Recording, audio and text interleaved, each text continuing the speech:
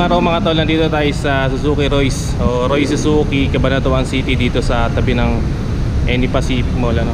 So nasa harapan natin ngayon itong bagong dating nilang unit. So ito yung bagong labas ng Suzuki, ano, yung Gixxer SF155.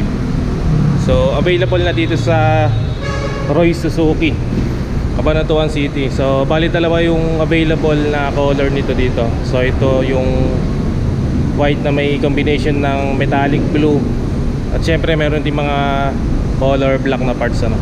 Tapos ito naman yung isa, yung glass sparkle black. So mas gusto ko tong item na, tapos meron siyang mga highlight na parang neon green. Yan, napaka minimalist lang ng decals niya, no? Tapos napaka premium ng datingan. Pero syempre maganda rin naman itong color combination. Pero syempre maganda rin naman yung color combination na to, no? So napaka premium din ng datingan niya. So ngayon titignan natin kung ano bang meron dito. Isa-isahin natin yung mga detalye niya, no?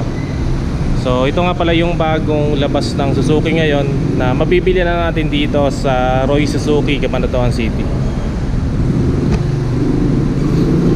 Okay mga tol, first impression natin dito sa Suzuki Gixxer SF155. So bulky rin naman yung datingan niya, no? So malaki yung gilid niya, yung pinaka fairings niya. So hindi mo pagkakamalan na 155 lang yung makina niya. So ganun din naman dun sa naked version niya, no? So makikita nyo, bulky rin naman yung design niya o yung datingan, no?